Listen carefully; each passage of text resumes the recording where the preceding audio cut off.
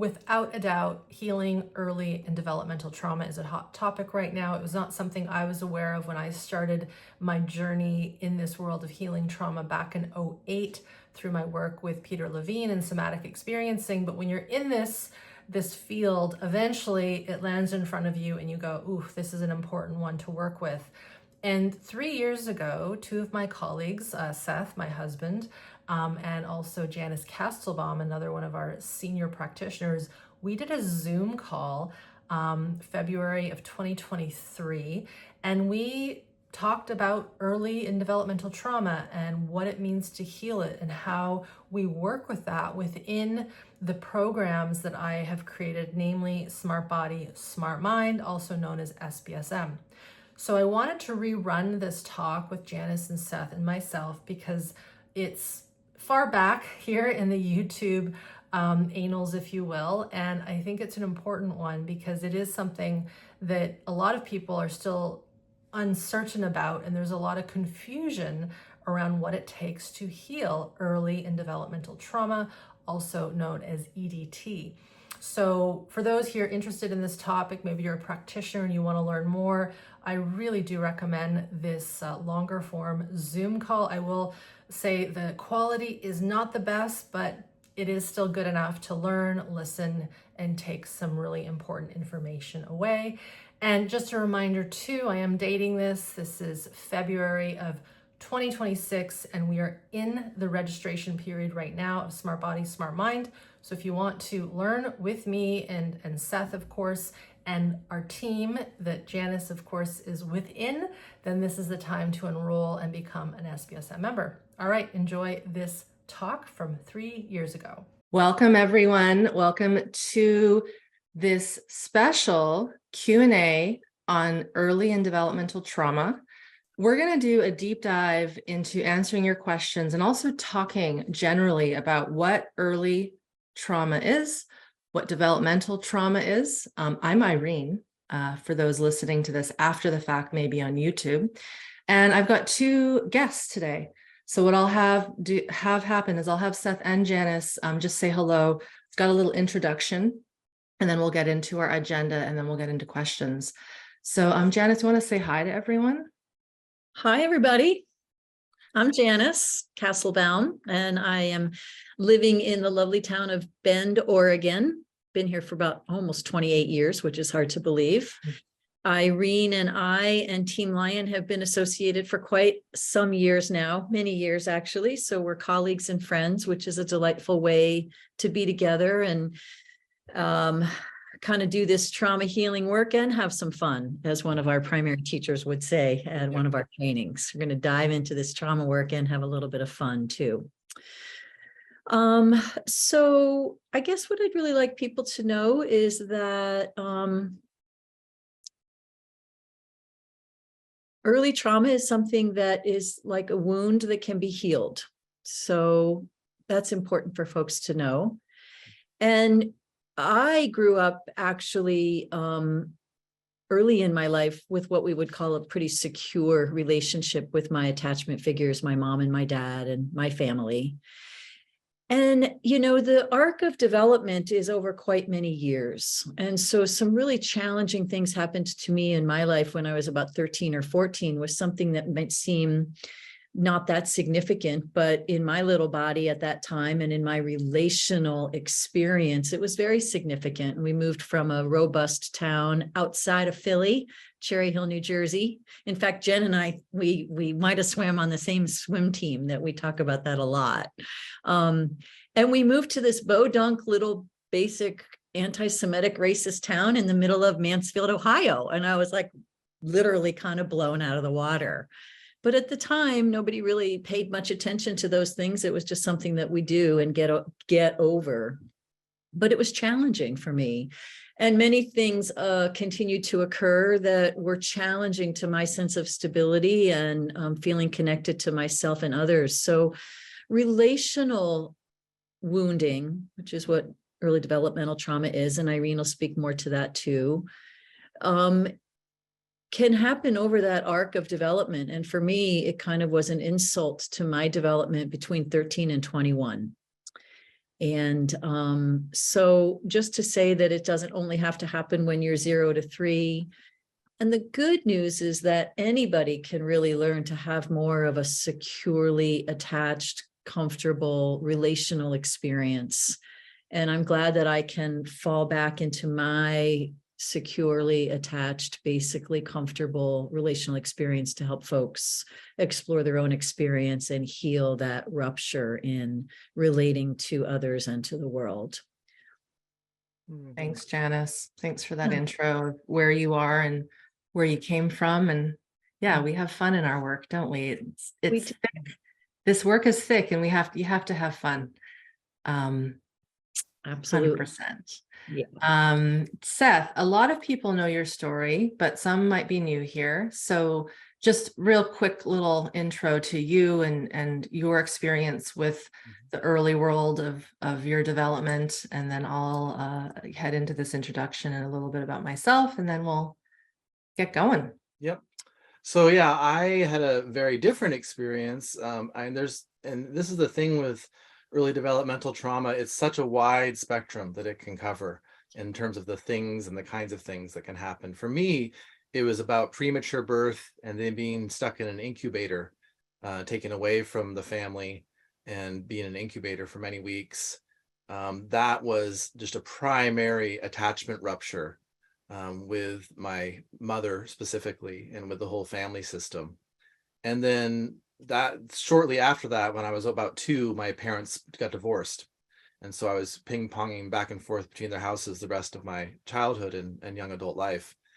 And there were other things, but those were the 2 sort of primary early developmental ruptures that, weren't by any standard, abusive. I mean, it's just what had to happen from the perspective of that system to save my life when I was, a preemie. But it nevertheless had a huge impact on my sense of safety and belonging.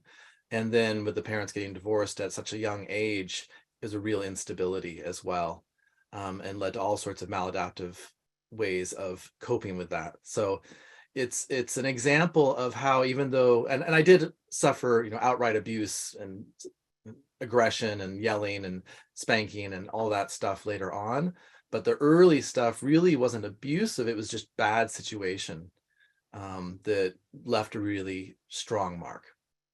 Yeah. Thanks, Seth. So I have a nugget that a lot of my colleagues here haven't even heard. Something in my early life just popped into my awareness. Gosh, that might have been 6 months ago, Seth, you think? Mm-hmm. So similar to Janice, I had pretty solid attachment, secure attachment. My parents liked each other. They liked me. I never was yelled at. None of that. So I had a really safe environment. However, I just found out that when I was born, so my mother carried me obviously for 9 months, and she was deeply immersed in chemicals when I was in utero. Both my parents are veterinarians, animal veterinarians. Some of you know that, and or animal doctors.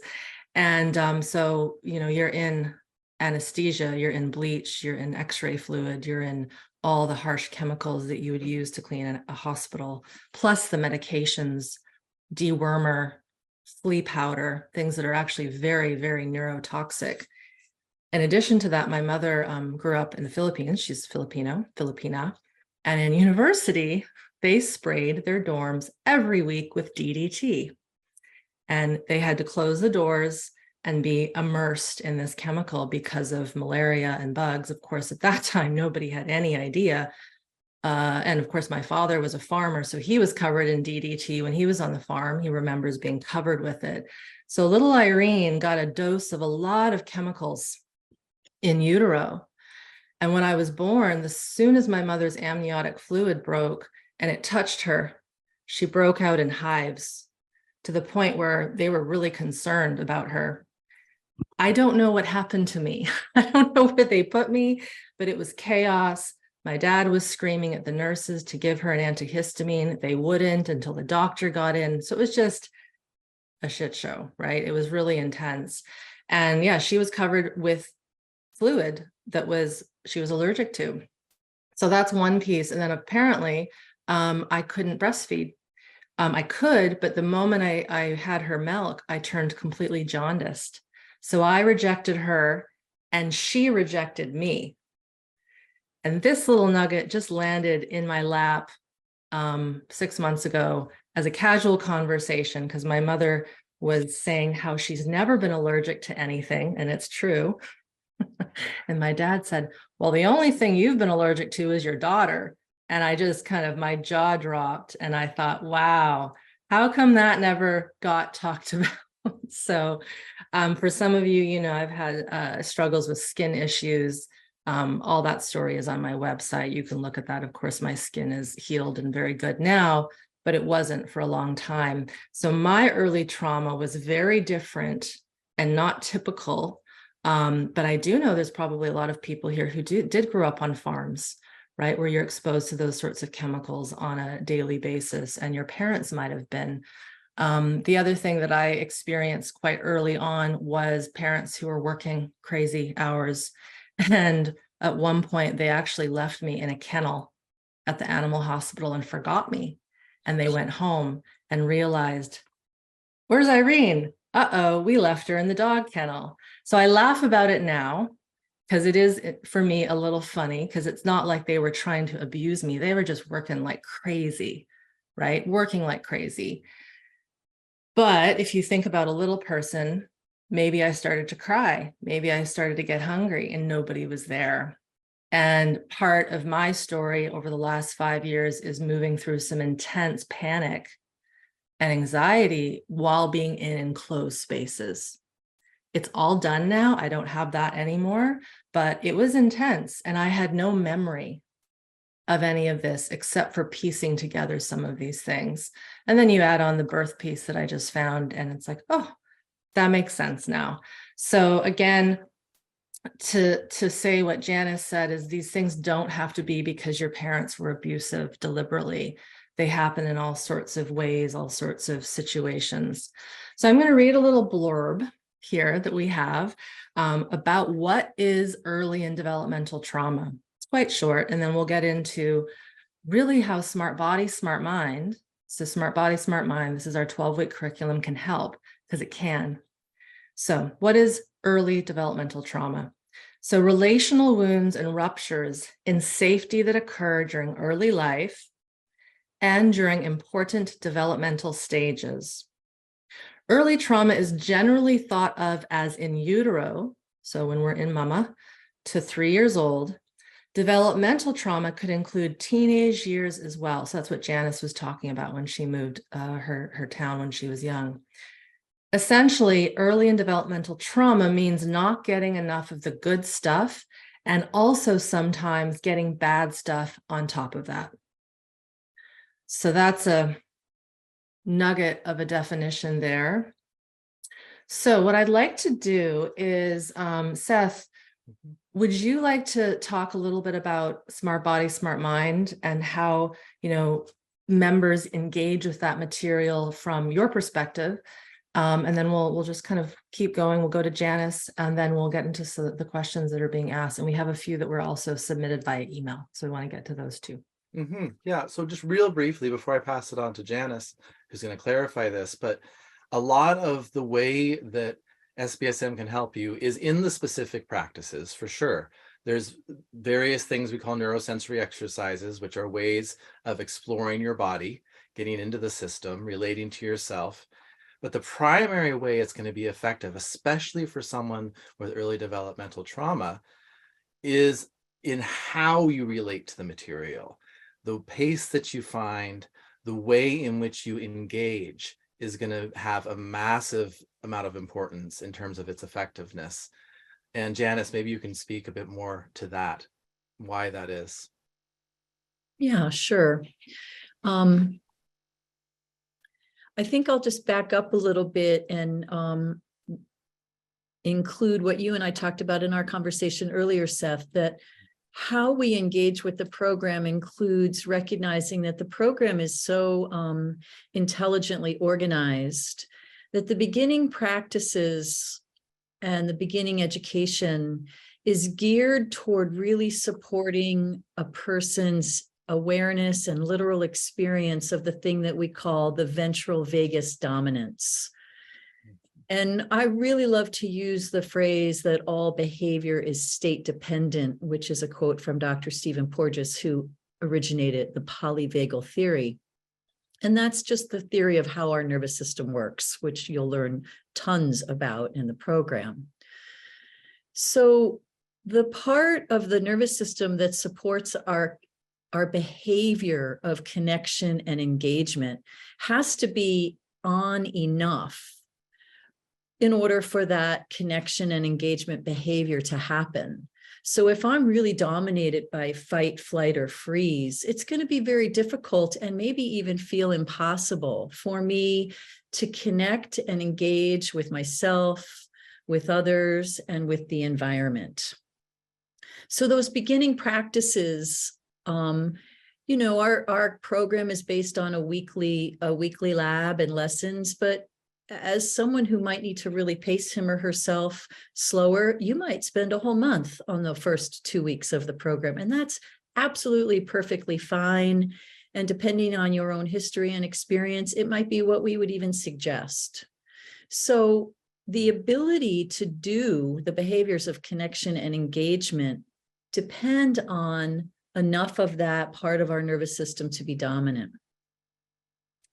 So when enough, and it doesn't have to be like 24/7, 100%, it actually doesn't work that way.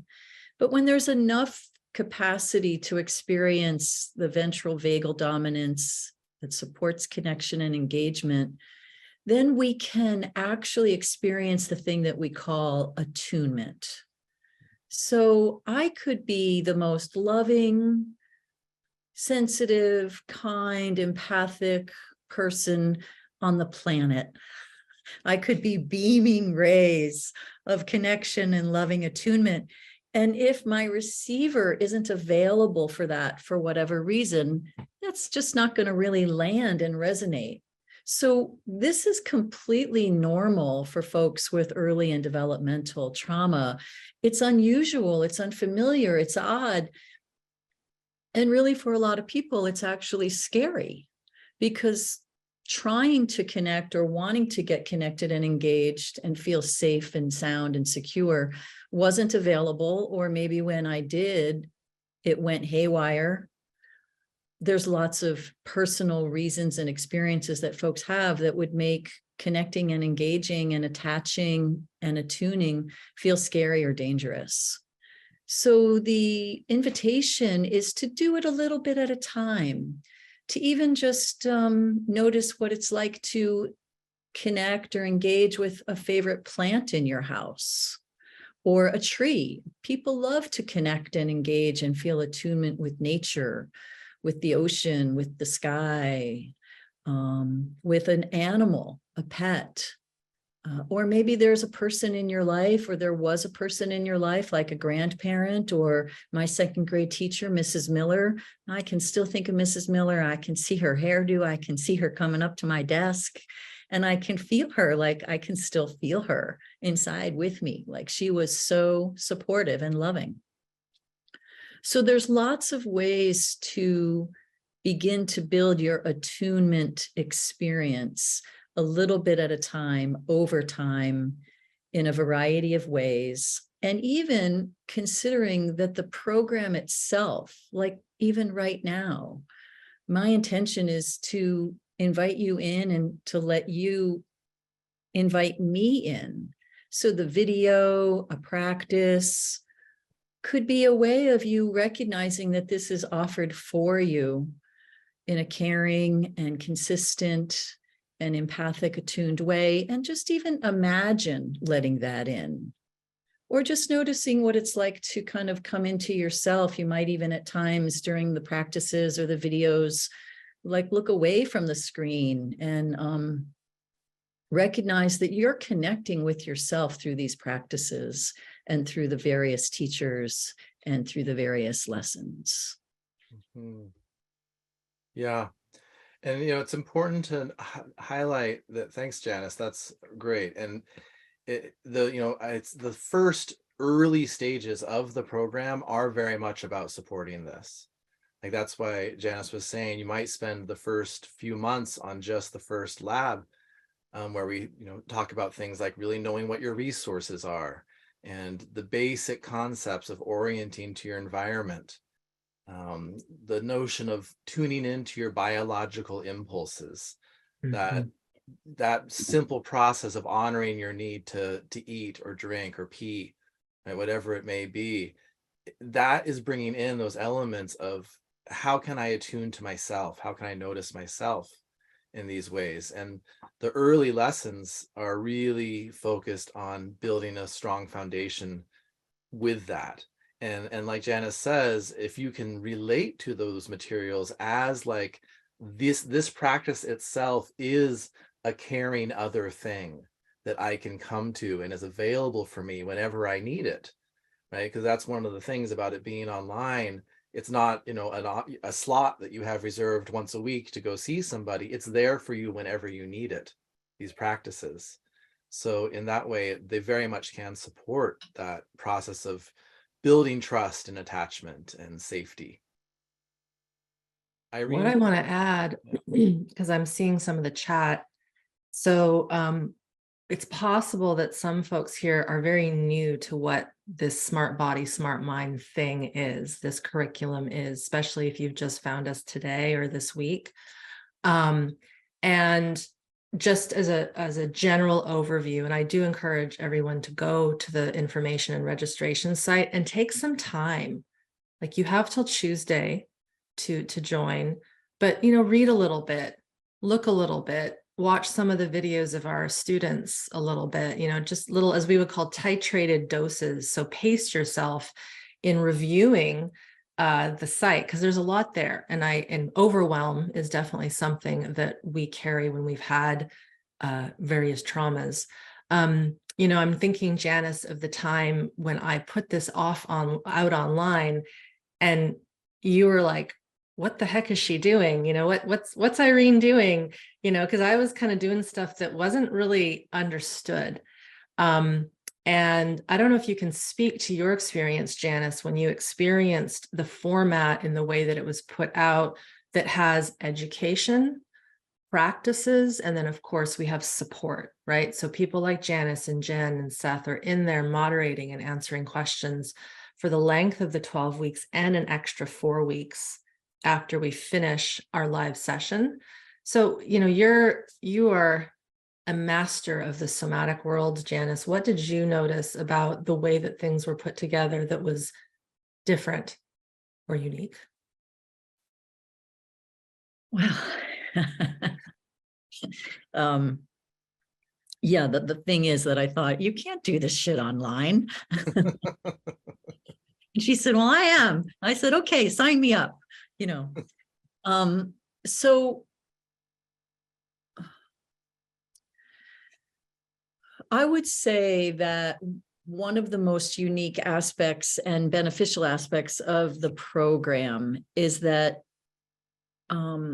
really it's very intelligently and skillfully curated. It would be like going to a museum and seeing a retrospect of a very famous artist's work from the beginning all the way through. And so the building blocks of the program are solid. And then it builds and builds and builds. And the wonderful thing about it is that, like Seth was saying, it's very different than going into a therapist or a practitioner's office once a week or every 2 weeks, or even doing a live group. You have this material, like it's always there for you. So you could get to the 3rd or the 4th week and realize that, I feel like I actually skipped over that resources lesson. I need to dive back into that.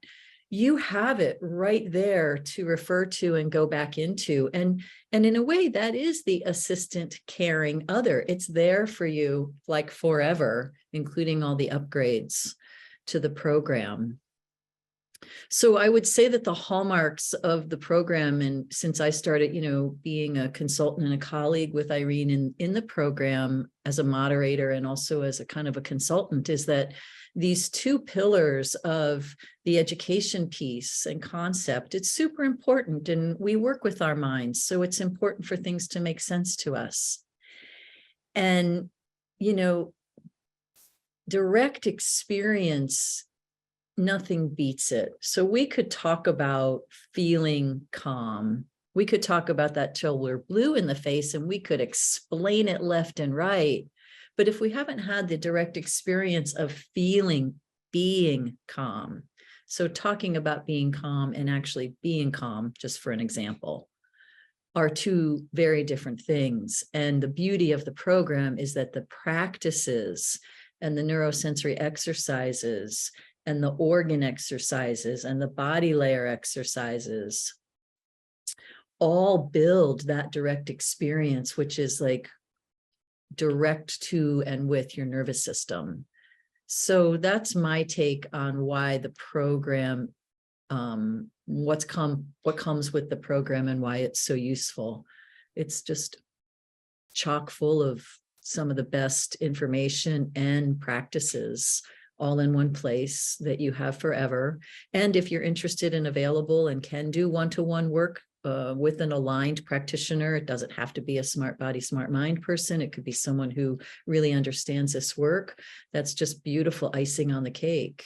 Mm-hmm. But even the practices that we do with the intention of literally touching certain organ systems, they're incredibly strong because intention is a very, very strong instrument that we all have access to as we learn to grow it.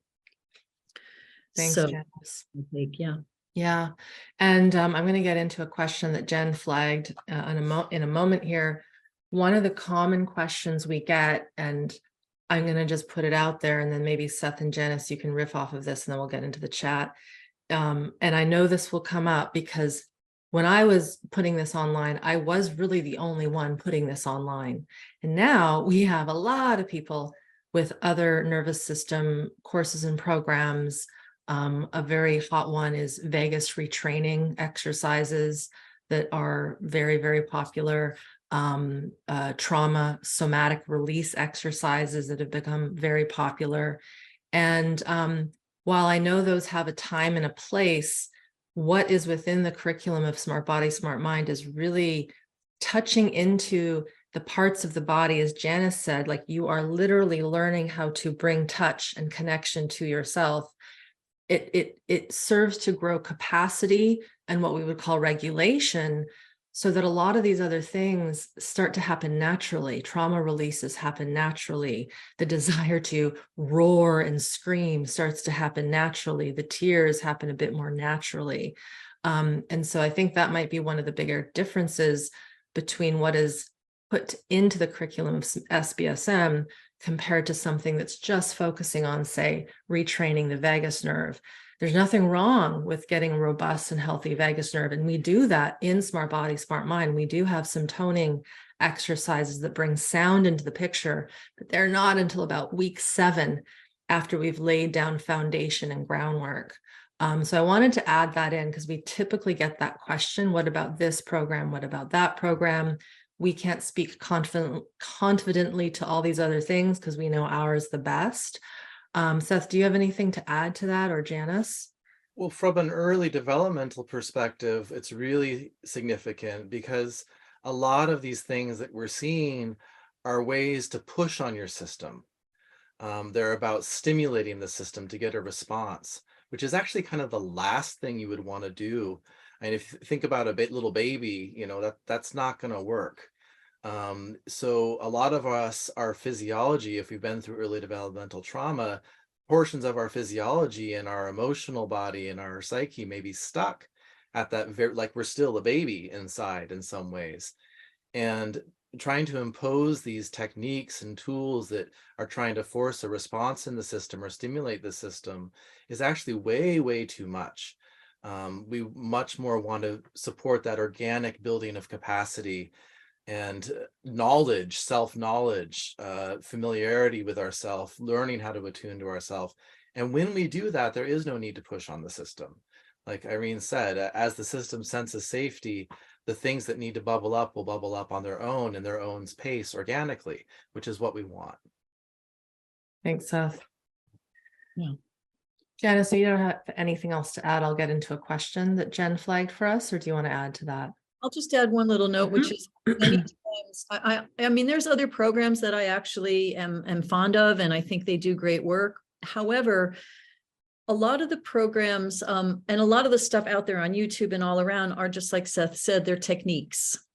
And so they can kind of end up being bundled into our management strategies rather than really creating an authentic capacity. And so the education and practices, I think, of SmartBody, SmartMind are laid down in directly working with the nervous system at that level that we really need to build so that those quote unquote practices or techniques can actually be integrated and be very authentic rather than a push and something that we do. The practices of this program support us to more into a way of being rather than a doing. Yeah. Well Put a put. pin in that one. Authentic Yeah. capacity. That's a good one, Janice. And what that reminded me of is, if again, you think about the way we would want to raise a healthy human. You're not going to push them to start walking faster. You're not going to push them to eat all their vegetables. However, how many of us were pushed to eat all of our vegetables? We're pushed to walk sooner than we were ready. We're pushed to do things that we just weren't ready for. And that's just so much part of our culture, our society. And so we're really stepping back and giving the system what it is designed for, which is that connection, security, safety, etc. All right, I'm going to get into this question from Mishi that Jen flagged. So this is about birth trauma. So my early trauma was a forceps birth. So for those that don't know what those are, that's where you have these medical instruments that are taking baby out of mom, and it's quite stressful and it's a shock to the system. You say, I have a very strong pain in my jaw and I'm slowly solving it in therapy. I'm thinking of doing SBSM. I probably became dumbfounded. And even today, I have trouble saying things and setting boundaries. Like there's always something stuck in my jaw. Are there any speech or vocal exercises for this? That's the first question. And the central issue is that I have never been in a longer relationship, but wish I had. How can this help with the program? So I'm going to tackle the relationship question, and then Janice and Seth, maybe you can speak to the specifics of speech and vocal and how that relates to SBSM. So as a generality, having done this work with many people for many years, I have witnessed SmartBody, SmartMinders leave partnerships because they really had to. And I found people at age 60 have fallen in love and met their soulmate. True stories. And so again, what happens, and I even get shivers as I feel this, when you become more regulated, when you're more attuned to yourself, when you know what you need, what you want, what you like, and how you connect to the environment, you become this little beacon for more of the stuff that you know you want and you like. We could say it's alignment, it's opening up to the field of the universe. And so I have seen folks of all ages find connection and soulmate into the later years. So definitely that connects to this. The other question here, Seth, Janice, do you want to tackle that about if there's any exercises specifically for speech? Go ahead, Seth. Well, yes, in different ways. So, I mean, there are practices where we're working specifically with the jaw and cultivating the ability of the jaw to mobilize, to make sound. There's different things like that. But fundamentally, what I think we're talking about is authenticity. Because as you say, you feel like your words are getting stuck in your jaw. So when we don't have good attunement early on, this can be one of the things that happens. Attunement is something that is meant to reinforce our authenticity. Like our caregiver is paying attention to us, not a projection of how they think we should be, but they're attuning to us, our unique nature, and supporting that. Now, of course, there's boundaries and chores and, all sorts of things that come along with childhood. But at a fundamental nature, a good attuned parent is supporting that child's authenticity. When that doesn't happen, or even worse, when there's outright abuse like I experienced, where I'm constantly, was screamed at, and every time I tried to speak my truth was told I was ridiculous. When you have these types of situations, yeah, that speech can get locked up. So very often the key to connecting into that speech and into the ability to have your authentic truth be felt, heard, listened to, comes along with working with what we call healthy aggression, which is also highly connected to the jaw and in the sympathetic fight flight response. And it's about connecting to that life energy of aggression in a healthy way that empowers you to allow the energy of your truth to come out. And that's something that we very much focus on many lessons. There's 2 training calls, all devoted to healthy aggression. Later on, again, this is something that's later in the program after building foundations. So yeah, absolutely. And I'll add a little note that's tied into it without getting too complicated. But when some kind of sort of like an insult comes toward the body has a response. Like even in utero, there's images that we have seen where if a mom has ingested something that's like dangerous or poisonous or not healthy, there's a way that the fetus moves away from that insult. So it could also be that because of a forceps birth, something literally happened around the head and the face that got stuck in the jaw. And in some of the classes that we do, some of the lessons that are offered in the program, an opportunity to really tune into the impulse of what this jaw or head might have wanted to do when that life-saving forceps experience occurred could be allowed to be noticed and naturally unfold to help release. Might be connected to healthy aggression and expression of truth. It might just be following the impulse of what it feels like in one of the neurosensory lessons my body wants to do. So I offer that to the person who's curious about what might be stuck there. Yep. Thanks, Janice. Yep. Here's a question that Jen flagged in the comments. Can you speak? I'm going to move this so I'm looking direct on. Just a sec. Can you speak to supporting a spouse who is recognizing early wounds? So can you speak to supporting a spouse who is recognizing early wounds and now is also seeing how that shifted to an unhealthy codependency in marriage and is now trying to be stable and connect in healthy ways?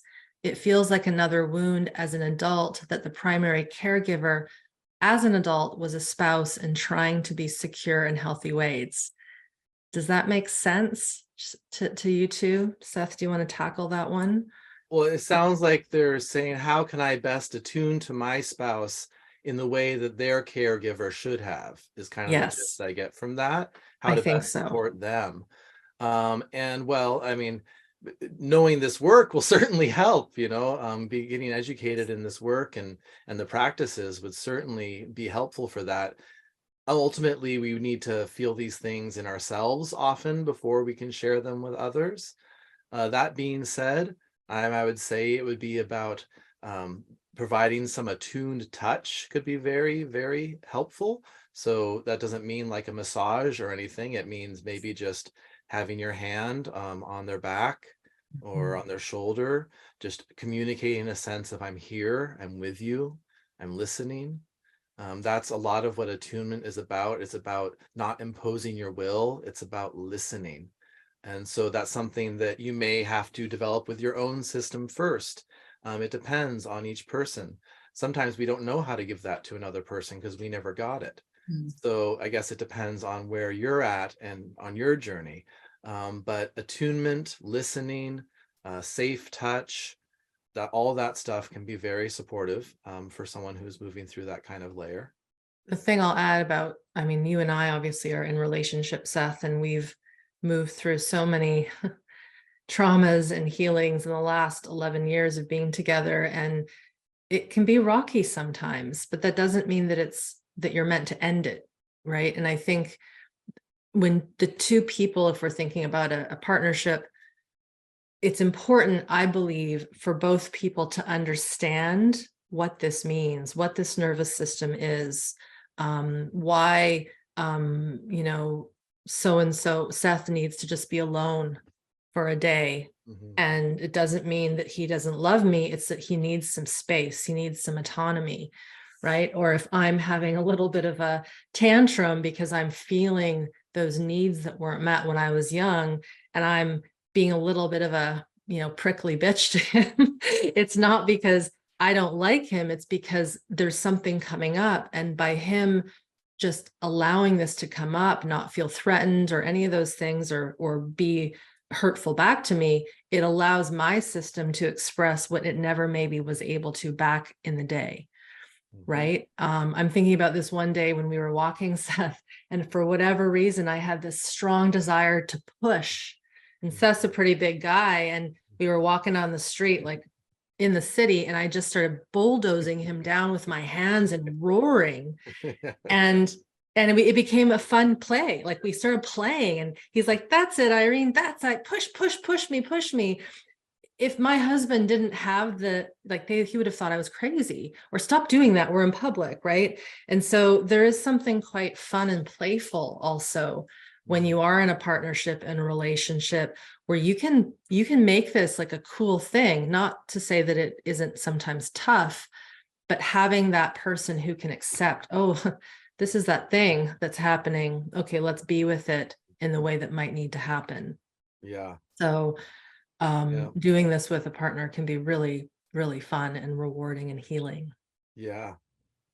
Can I, there's a question I saw that relates to what I was just talking about. So it was up at the top. I want to make sure we didn't miss it. Sure. It was, I've done the 21-day program, but have little improvement with my chronic tension. I've joined SBSM to learn how to work with the stress organs and body spaces.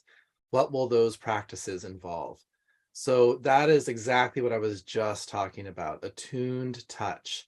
That's what it's about, and attention. I don't know, Janice, do you want to elaborate on a little bit on that, on attuned touch and attention, and how we bring that to the organs and diaphragms? Attention or intention? Attention.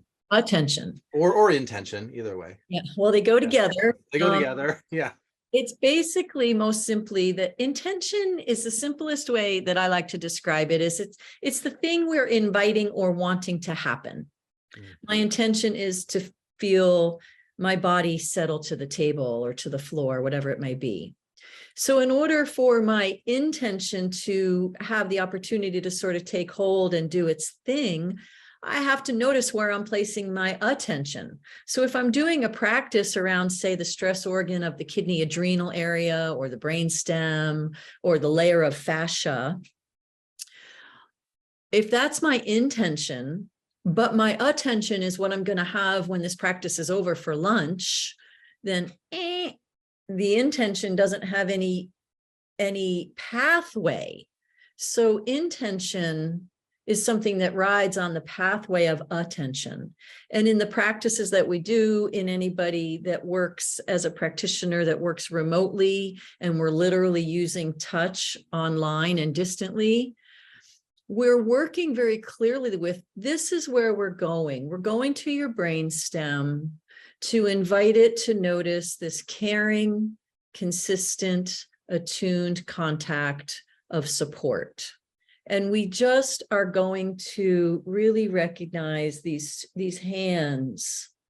And you can imagine feeling my hands at the back of your head, inviting your brainstem to notice non-demanding, friendly, attuned contact, inviting the brain to simply sort of melt down a little bit and let down a little bit. And then my attention and your attention is to noticing, oh, what might be happening here? What's happening in the rest of my body? And we're tracking, we're noticing, and we're tracking what we're noticing. So that's the connection of attention and intention for a particular practice or purpose. is how I would say it. Great. Thanks, Janice. Sure. There's a couple questions here that clump together. So I'm gonna read one that Jen flagged and then one that was written to us in email. So this is from Victoria in the chat. So how do we learn to differentiate between the need to rest and being in freeze? How do we learn to differentiate between the need to rest and being in freeze? I'm going to say right off the bat, practice and trial and error and listening to your body and getting to know the system. And I'll pause there and I'll get to the next part, but it really is trial and error practice.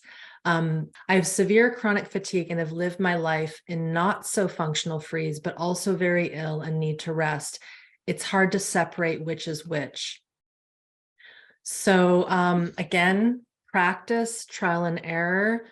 One of the things that I think is the most challenging for a lot of our students who fall into this world of living with chronic illness and this fatigue is you want to be better and you want to get moving and getting your body out into the world, but the body just won't have anything to do with it.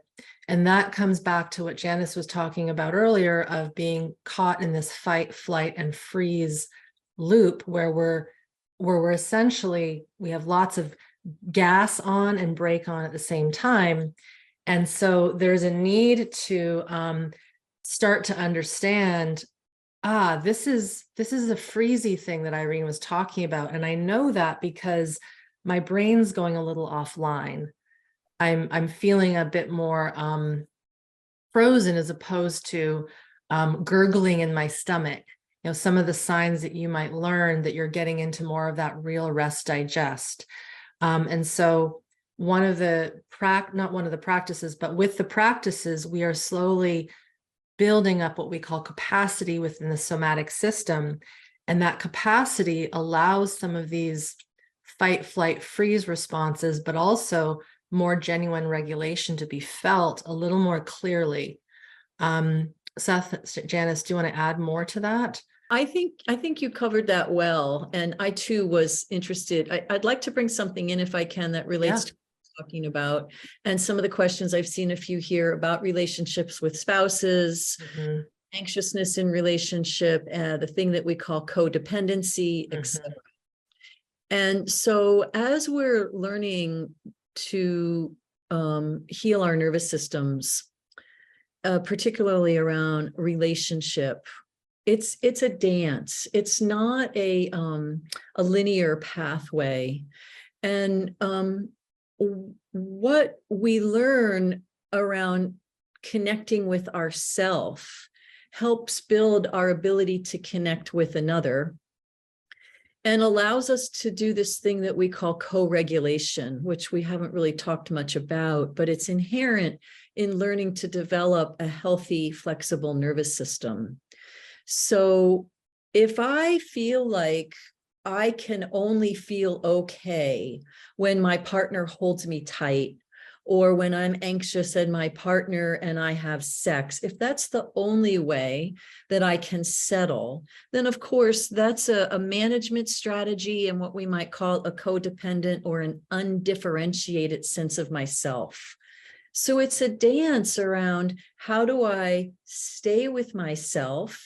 How do I know myself? How do I come into a little bit of settling so that the threat physiology of fight, flight, or freeze is not the dominant state? Because if I'm all worked up and I'm anxious and nervous and scared and I need to be settled, I can first of all ask myself, where am I in my nervous system? I'm in threat. And if I'm in threat, this is all I can see is threat. So just recognizing that can help me realize, okay, I'm worked up. Yes, I can do a little orienting. I can come into my heart. I can feel the weight of my body in the chair.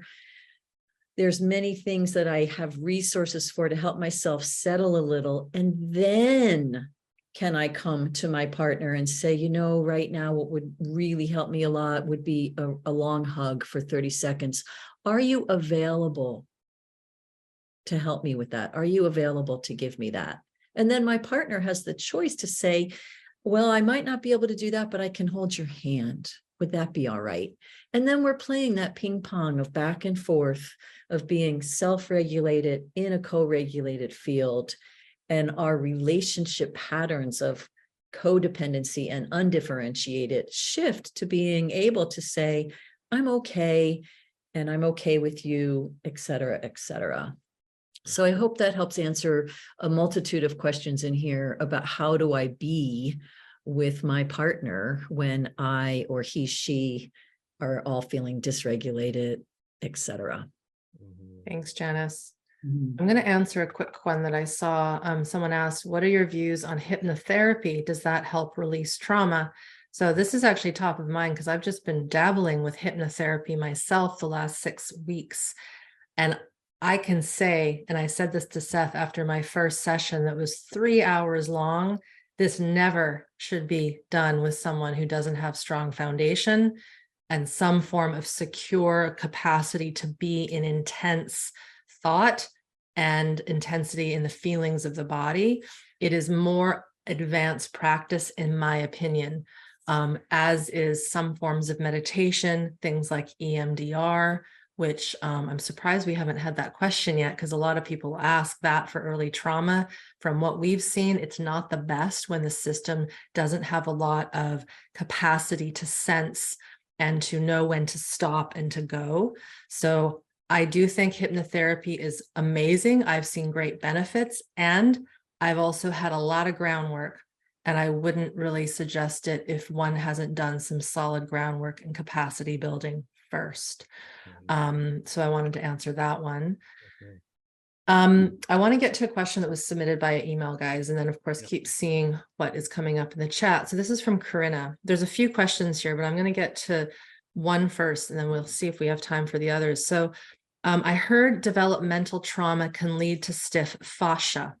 So fascia, for those that don't know, is this sheath of tissue that wraps around our muscles. It's kind of everywhere in our body. It's very intelligent tissue as well. This is because of the emotions stored there. And will this work with the fascia to help loosen it? 100%.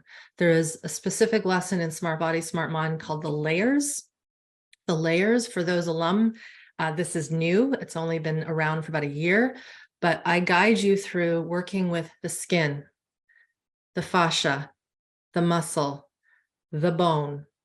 All of these tissues are impacted when we are under some form of shock, stress, trauma, or stored traumatic experience.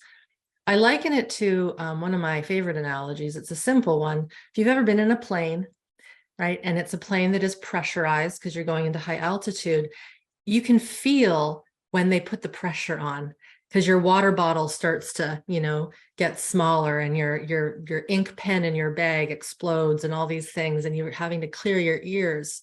So when it comes to various traumas, and many of them developmental, but even shock traumas, it's not just going to hit your little finger, right, or your big toe. It's your whole system that is impacted by these activating stress responses. And so fascia, when tight and stiff and not glidey, it's meant to be very glidey and loose. It can cause a lot of pain.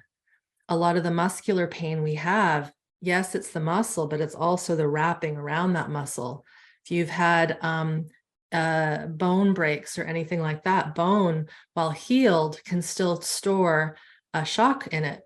We call this force vectors. One of our mentors, elders, he passed away about 2 years ago, Robert Scaer, he writes in his book, The Trauma Spectrum, that he believes that fibromyalgia, chronic illness, chronic pain, a lot of autoimmune disorders are a result of pre-verbal trauma and the system being stuck in a cycling loop of sympathetic fight, flight, and freeze, and it's impacting the tissues into basically chaos. So there's this opening and closing, dilation, constriction, and the system isn't in a nice flow. It's not in a nice flow. And that's why many who have these early traumatic experiences, developmental trauma, eventually have, say, migraine headaches or gut problems, troubles with circulation, always cold or always sweating. It's the autonomic system being in this dysregulated state. And that can impact the tissues and cause a lot of chronic pain because blood flow and nutrients aren't coming into the tissues and waste products aren't leaving. So this dips in quite deep to all tissues of our body. There's one piece I just wanted to add about Please. the fascia specifically as it relates to early trauma and developmental trauma, because this was my experience, and I've worked with many clients who had the same thing. It seems quite common where there'll be a pattern of what we call bracing across the abdomen, also sometimes the chest, and very often that bracing is in the fascia. If you think about an infant who's experiencing a fight-flight charge, they have nothing to fight or flee with. Right? Their limbs they can move, but they can't run, they can't fight.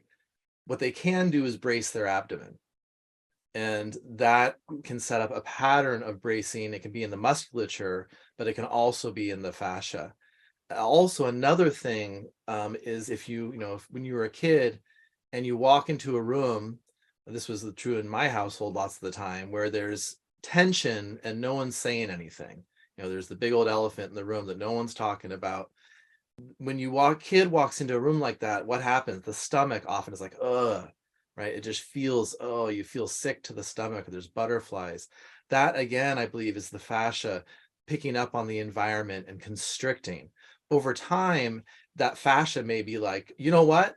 I'm just gonna stay on lockdown because it is way too hard to feel all this stuff. And when that happens, that can lead to numbness, lack of interoception. Like me, I would stuff myself because it was the only way to feel sensation there because of all the bracing. So it can be many ramifications that occur from these kinds of things in the fascia. We'll go a little longer. I have a question here that Jen flagged. What can I do against complex PTSD? And I also have MS, so I'm assuming multiple sclerosis, and I might also be autistic. I did cognitive behavioral therapy and I do EMDR and they did not help. So yes, it's quite possible that CBT and EMDR were not exactly what your system needed. Again, this comes back to the importance of asking the question, why is the complex PTSD there and why is MS there? We've seen through a lot of the research, specifically the ACE study, Adverse Childhood Experiences study, that when there is early adversity, early traumas, there's dysregulation within your system, and then we get older, we become adults, we mature. It's very strongly linked to these illnesses, neurodegenerative illnesses like MS, ALS, autoimmune, certain cancers, and of course, complex PTSD. And so CBT, which is therapy, and there's nothing wrong with a really good cognitive therapy session in the right time and place, but it's only getting into typically the thoughts, the mind, the cognition. And this complex post-traumatic stress is in the cells. It is in the dysregulation of the nervous system. EMDR, which is a form of work that involves the eyes, and I am not experienced in it. I've experienced a little bit of it in session. From my experience and what colleagues have said, it is not suited for early trauma healing. It is too stimulating, and often a person will override what they're sensing inside, and it's kind of like you're skating over the dysregulation as opposed to dropping in and working with the capacity building of the body, which is what we need. We need to get back into those early connections, connecting with self, connecting with the environment, learning how to self-regulate. So this makes sense that these methodologies did not help. And it's a common story we hear over and over again from our students. I tried all these things, and it wasn't the thing that got to the root of this dysregulation. Anything to add, my lovely colleagues? Well, I'll add that as you were just describing that, you went like this. So those practices and those approaches can be super useful, but they're referred to as top down. And I'd say 9 9 out of 10 people who come into my office or reach out to me to work together will say, I've done this, I've done this, I've done this. It hasn't worked. And we share about the nervous system. We learn about how your nervous system works and how you map it.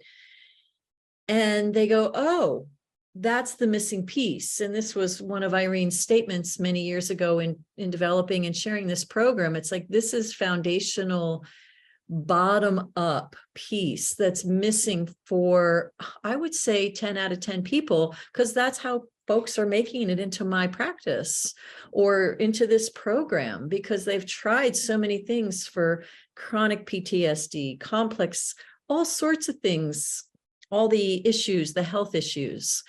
And it's because that foundational bottom-up piece of working literally with the function of the nervous system has been missing. And so I just wanted to add that part in, that it's referred to, known in the literature and all the work on trauma as a bottom-up.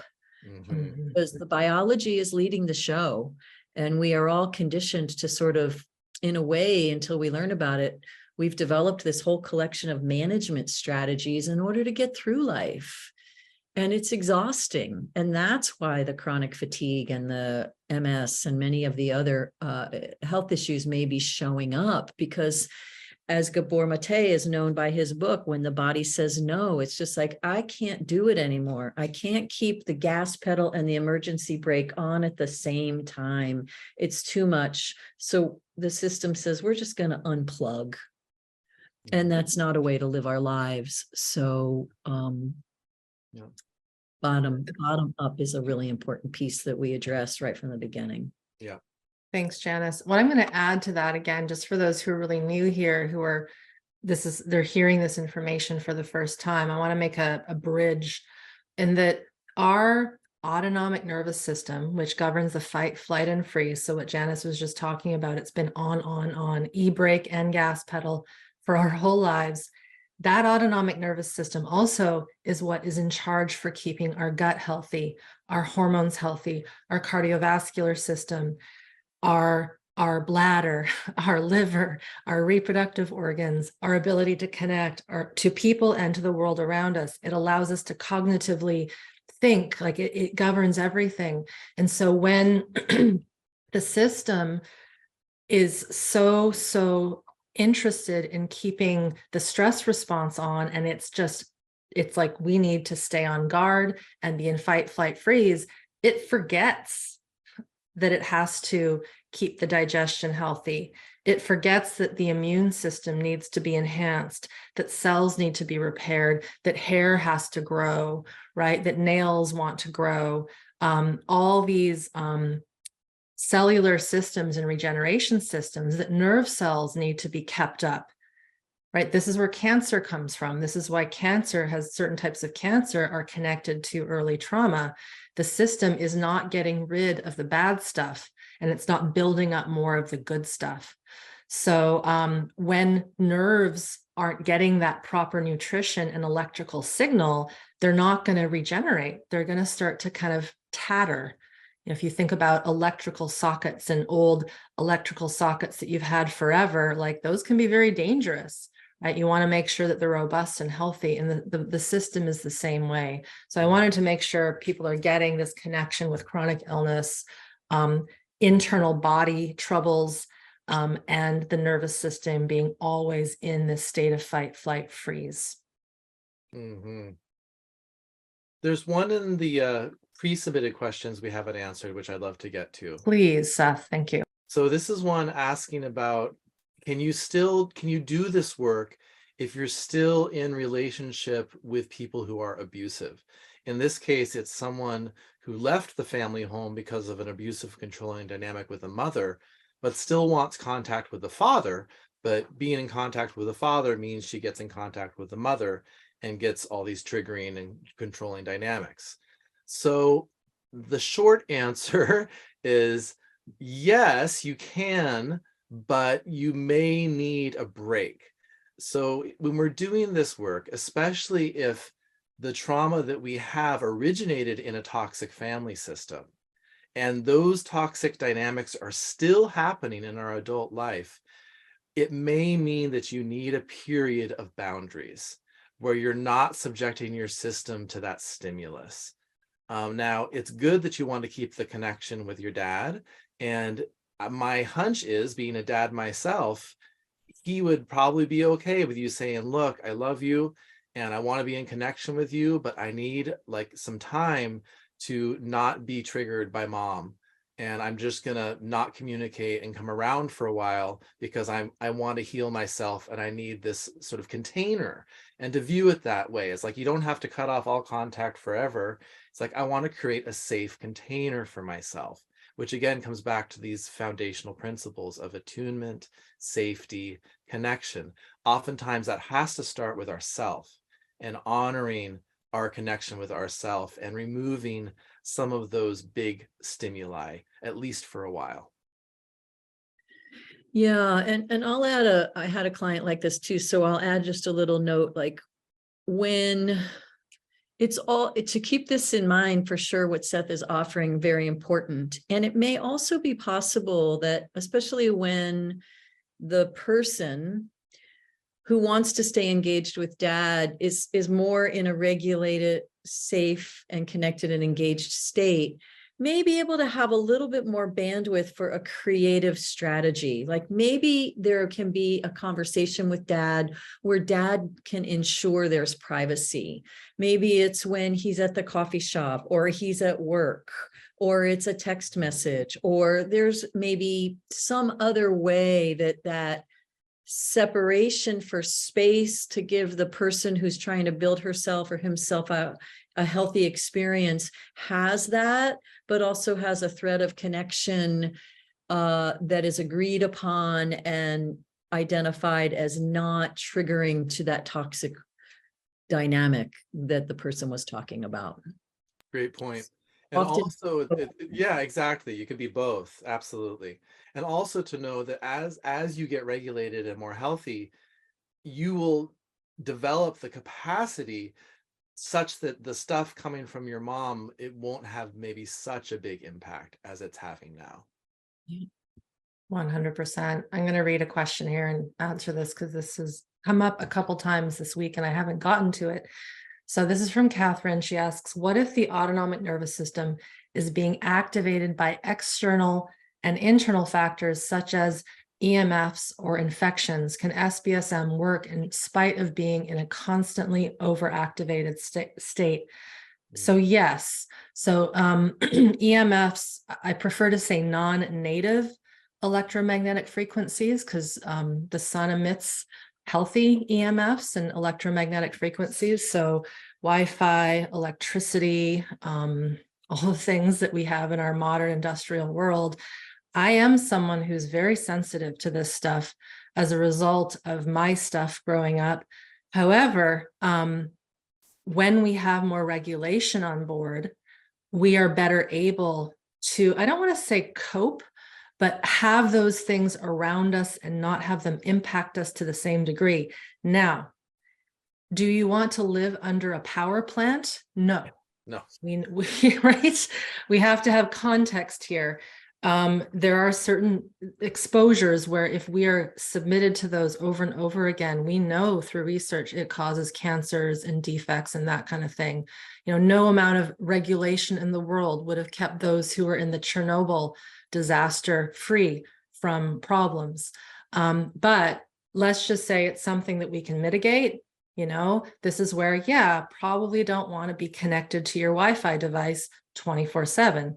I don't recommend that. Probably want to turn off the Wi-Fi when you're sleeping. A lot of people find that helps. But when you have more regulation, we can kind of adapt a bit better with these, and we're more likely to do self-care practices like getting outside, getting into nature, which helps to mitigate and recharge our electrical batteries so these non-native EMFs aren't impacting us. In terms of infections, yes, I mean, I just got a bit of a cold and a throat thing the last week. Did I feel perfect? No. Was I able to still think clearly and show up every day and adapt as necessary? Yes. Some of you saw I wasn't able to talk very well last week, and now it's back. So our ability to bounce back, these things are always going to be around us, right? But the more robust, the more regulated we are, we will also be like, I think I'm feeling a little tired, more tired today. I better follow my impulse and actually cancel that dinner date. I think I'm going to not do all the things I was supposed to do because I'm feeling a little more burnt out and worn down. How many here feel those things and we ignore them, and then the next day we're flat on our back sick, right? So there's also something to be said about having more attunement to ourselves, and then that allows us to do better self-care, which in the end just keeps us well and better overall, right? So we want to be sensitive to things that are toxic, like poisons, right? We want to be sensitive to these things so that we're not in them all the time. So I wanted to really get to that one because it's a reality of living in the Western world. I appreciate you bringing that forward, and it brings forward the word we haven't quite used, which is resilience. As Irene said, it's the capacity to bounce back and to come back into equilibrium, which is super important, whether it's around our physical health, our emotional reactions, things like that. Like when I get a little thrown off, whether it's a cold or, man, my fibromyalgia just took me down. As we build regulation and capacity, the thing that we call resilience, how I come back into a functional, organically healthy window, builds as well. And that's what helps us be able to relate to these things that are conditions of life. 100%. Do you have anything to add to that, Seth? And is there any other chat questions that we haven't gotten to that Jen has tagged us on? So not much to add to that. You guys did a good job, I think. And also we have to remember if we rewind back a few days, when we were talking a bit about the stages of neuroplastic healing, we also have to remember stage 1, which is about your basic housekeeping. So that may mean, yes, turning your Wi-Fi off when you don't need it. It may mean bringing in elements of grounding practices, like getting your bare feet on the ground morning and night so you can discharge some electron buildup. Very important practice, grounding.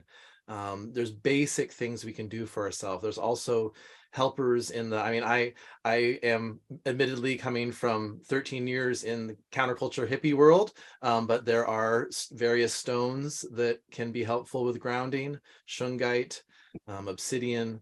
There's various resources we can get that are practical that can help mitigate some of these things. So there's basic level stuff that you can do, diet.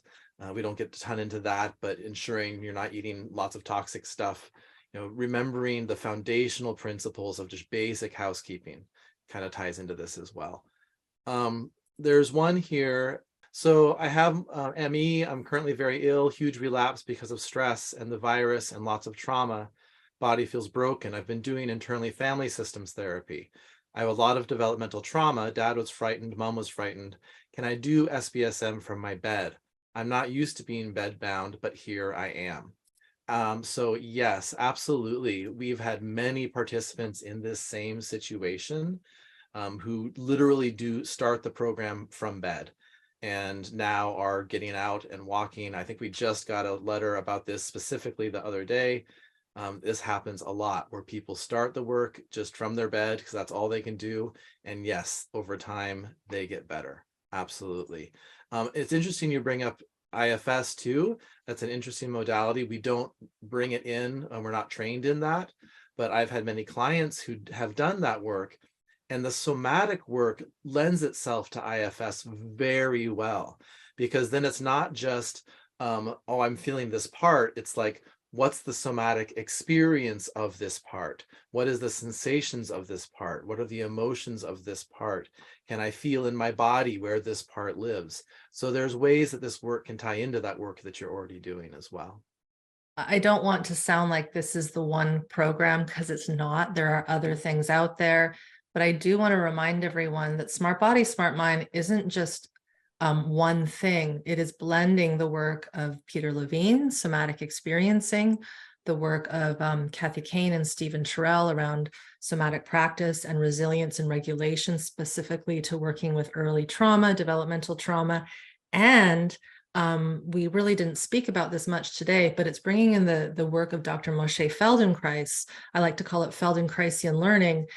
And it's really this amazing blend of all these elements from pioneers in this healing, somatic, neuroplasticity, mind, body, environment world.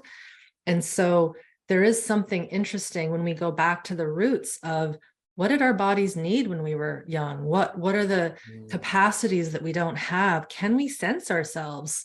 Can we sense the environment? So much of just, I see those air quotes, just doing that puts a lot of stuff in good alignment. So again, not to say that you might not work with an IFS practitioner or an SE practitioner, or, you know, an energy worker or a psychic or a body worker or a shaman or a priest, you know, to have a talk about things. But man, when you can have this biology on board, all those other things just fall into place in a much, much easier way.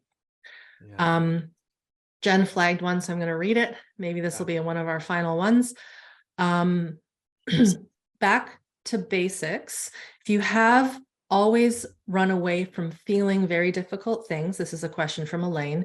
If you have always run away from feeling difficult things and are also very worried about feelings coming up during body scans, including disgust and the memories associated with that, is there any reassurance in relation to SBSM that this will not happen until you are ready? I guess I can't imagine feeling safe doing the practice at this point. I'll say something and then Seth will say something and then maybe Janice will wrap her up here. But yeah, we might feel things that we're not ready for. But what Seth actually threw out a word that some of you might not know, neuroplastic healing sequencing. So this is the way in which we've really formulated the way the lessons build over the 12 weeks. We're not asking you to connect to some of the bigger things like healthy aggression. I'm not talking about toxic shame at the beginning. We're talking about resources. We're talking about orienting. We're talking about feeling impulse.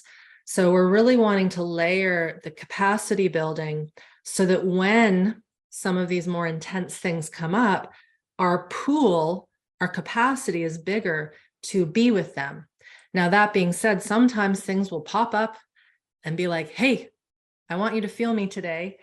And that's where some of the basics actually will help. And also knowing, this is something coming up. This is a memory. This is intense. And I think maybe right now I need to resource to something. I need to disconnect from my body in a way that is intentional. I got to go watch a funny movie, right? I got to make myself some pasta. You know, I need to go and shake it out or listen to something on, you know, my music that will help me. So we teach you at the beginning that it's okay to resource and move out of the body sensations that are intense. This is what pendulation might do. It's a kind of a key word that Peter Levine brought in. We're moving our attention somewhere else. We're shifting our focus. Doesn't mean that that wasn't important to feel, but not ready yet. Not ready yet to do that. Anything else to add there? Janice? Well, I would just add that intentionally, of course, whoever shared this question from where you're at right now, maybe diving into the body seems like not a really good idea. And as Irene was saying, that's not what we do. We don't go to the worst thing that can happen or the place that feels terrible or this emotion that feels like it's just going to take me under. We build very slowly, a little bit at a time. And, you know, there's a phrase that goes like this. It's like the trouble with trauma therapy is the focus on the trauma. My attention's on the trauma, I'm going to feel more trauma. The challenge, you know, the difficulty, the problem with nervous system dysregulation work is the focus on the dysregulation. We're actually focusing on building regulation. We're focusing on noticing what feels a little better, what resources me to feel more engaged and connected with myself and my partner or my friend. And so I would say that what you're sharing is completely normal and to be expected. And we don't go diving into the deep end of the pool. Yeah. And it's yeah, a very normal place to be. And learning how that you can make little dips. I mean, part of the orientation practice at the very beginning is about learning how to move your attention back and forth such that you're really just connecting to the external environment, perhaps, right? And maybe even you're making it really pleasant. You're picking one thing that's just really easy to look at and feels good to look at.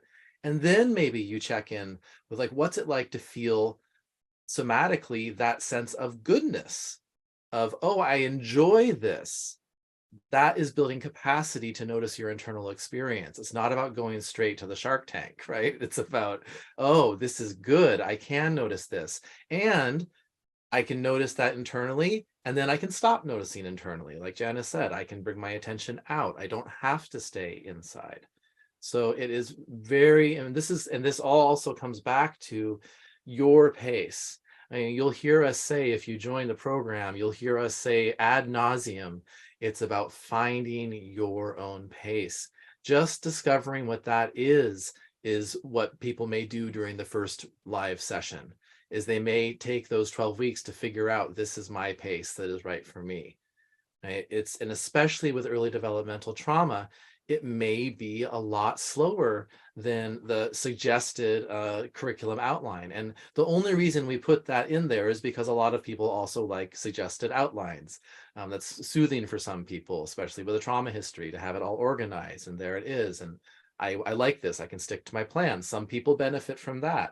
Other people benefit from ditching that entirely, which we wholeheartedly encourage you to do, and discover, I just want to focus on this one thing this week. So it's there, like we said, the program's there for you, the material's there for you to learn how to engage with in the way that best suits your unique system. Okay, I just found the question that we will end with today, because I know we could keep going for 5 hours, because we love this work, and it's fun to hang with you, Janice. We got to do this more often. Yeah. So this is from Cyan or Sean, right? So for those with a very high ACE score, is it best to go for SmartBody, SmartMind rather than the 21-day nervous system tune-up? In my opinion, yes. And that's the opinion of someone who created these courses.